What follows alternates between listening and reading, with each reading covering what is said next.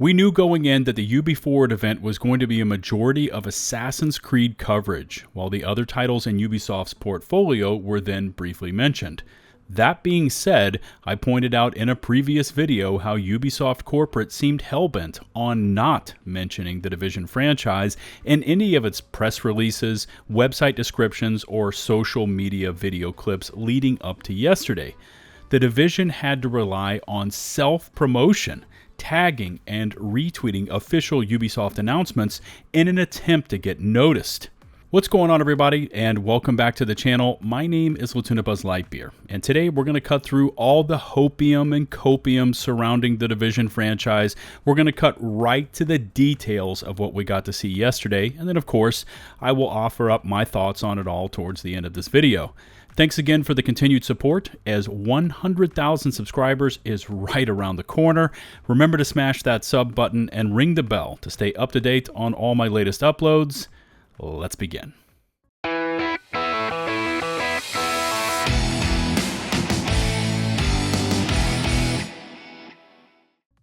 Before anyone decides to turn off this breakdown because you think I'm about to go full salty mode, well, that of course is your decision, and I'm sure you can find other videos out there framing yesterday's presentation in an ultra positive light, but in reality, when you step back from it all, you take off the rose-colored glasses and evaluate the information we got yesterday, there really wasn't anything there that we didn't already know.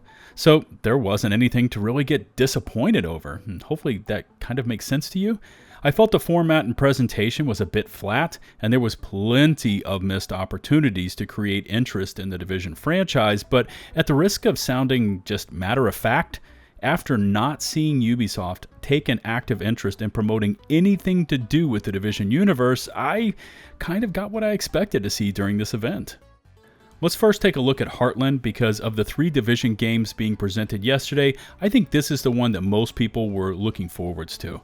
I'm just going to state some of the basic facts and info that I saw during this trailer to start off with, and this is being labeled as an action shooter, whereas we've heard it be referred to as a survival game in the past, but take from that what you will.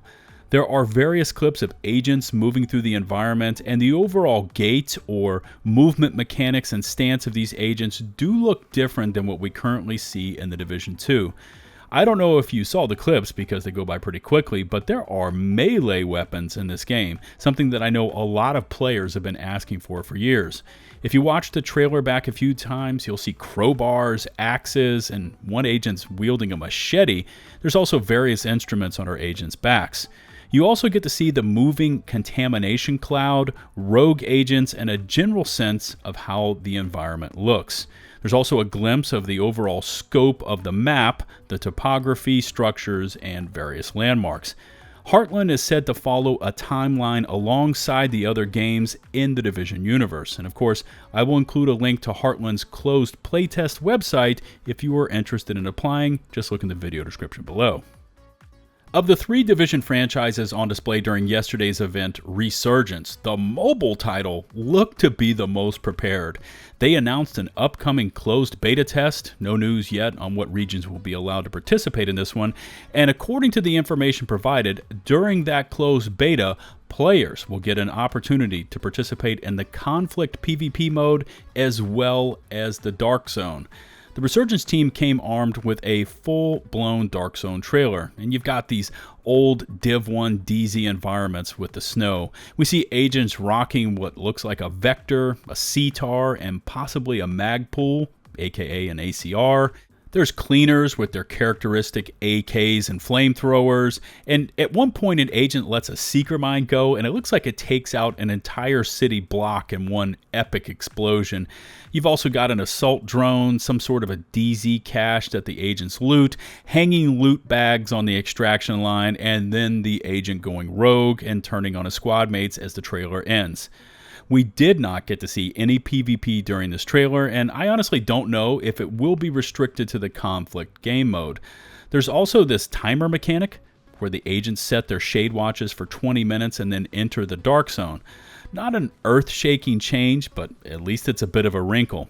Now, just speculating here, but one of the core philosophies of this mobile game is to allow players to enjoy the Division universe in small chunks, and this 20-minute timer might be their attempt to stick to that design ethos.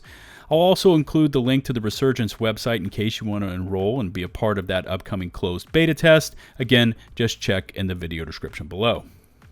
And now on to the Division 2, and this is not a dunk on Daria in any way, shape, or form. I thought she did pretty well with what she had to work with, but when you send out your community developer to just speak about the future of the game with little to no action happening in sequence, there's virtually no in-game footage, yeah, that's not a good sign. There was a brief recap of Season 9, the expertise system, and the countdown game mode, and then there was mention that we will be receiving Season 10 and Season 11 later this year. The Shade Paragon and Dark Path apparel events were also revealed with some of the cosmetics, like that spooky baby mask I posted to Twitter yesterday. The upcoming new PvE game mode was thrown out there, but no details were given, and then it was kind of thrown in at the end, but Year 5 for the Division 2 was presented in combo with the team's dedication to the future of the franchise. So, on to the part you've probably all been waiting for, my brutally honest thoughts and opinions of it all. Again, I'm not going to be salty here, although I know some of you are fully expecting me to resort to that style of commentary. First up, Heartland was the most disappointing to me. This was to be their coming out party, their chance to step up onto the stage, crush it, and create some huge buzz over what was seen, and it just didn't go that way. After 18 or however many months it has been, you would think the art team could have put together a tasty CGI trailer to really pop during the showcase. Instead, we got some in-game footage, a little bit of movement and combat, some environmental shots, and developer descriptions and narration. Plus, the message during the Heartland presentation didn't really connect. And let me explain. You have a few very precious minutes to present your work to the world. You need your message to be on point. You need your footage to be exciting, well scripted, and very high resolution. And for Heartland, God bless them. I know Keith. I've met him several times in person, but this overall presentation looked very last minute to me. Resurgence, like I said earlier, looked to me that they made an effort. They came to make an impression on the showcase, and I never thought I'd be saying that about a mobile title, but it's a new day and anything can happen, right? They showed up with a full trailer. It had a few wrinkles tacked into the old Div 1 Dark Zone vibes. The movements were a bit janky and it wasn't actual gameplay, but of the 6.5 minutes of Division franchise information we got during yesterday's event, this minute and a half actually caught my interest. They dropped the info about the upcoming beta test, how it would include skirmish PvP, and then they went right into their trailer, and I can appreciate that. Say what you have to say and then get to the good stuff. Now, I would have liked to have seen some actual PvP footage, as this would have been a golden opportunity to show off some of that gameplay, but at least what I did see gave me those old Div 1 vibes, and, you know, I appreciate that attention to the past. The Division 2 showed off about as much as I truthfully expected.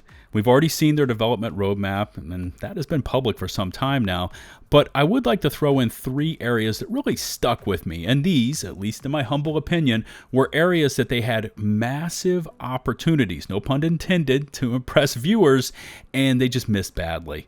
Number 1 was the real lack of any trailer or in-game action going on in concert with Daria's narration. Compared to, I don't know, let's use the Just Dance presentation. I know these are completely different genres, but damn if the Just Dance crew didn't come to win it.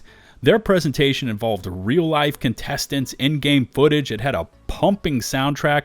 Totally not my kind of game. Totally not my vibe. But, you know, I can appreciate that level of passion. Compare that to the heavy narration and informational format we got with the Division 2, and yeah, I can see why many Division viewers were not happy with the presentation. Number 2 has to be the missed opportunity to break down this new PvE game mode. Even if there is zero footage, at least they could have called it by name, maybe given a little teaser of the type of mode it is, but again, we got nothing. Just, hey, we're coming with a new PvE game mode. And then number 3 was the lack of any mention of what Season 11 is aimed to do for the PvP crowd. Now, I don't PvP in the Division any longer, but it has been mentioned many times that Season 11 will have a PvP-focused revamp, and here, during this showcase, was an opportunity to further reinforce that commitment to the PvP crowd, and there was nothing. Thinking about it now as I script this video, I'd like to throw in a bonus miss. Let's call it miss number 4, and that has to do with Year 5 content.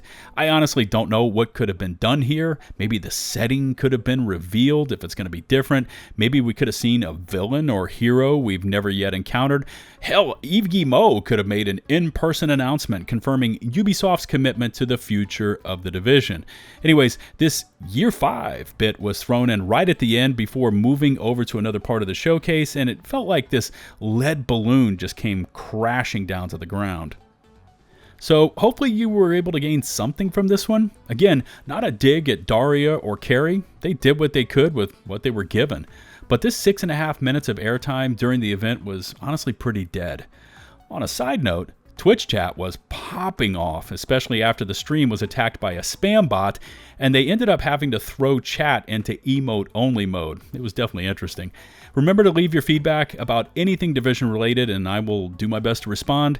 Please hit that sub button and ring the bell to stay up to date on all my latest uploads. If you could take a few seconds more to rate and or share this video, it would be greatly appreciated.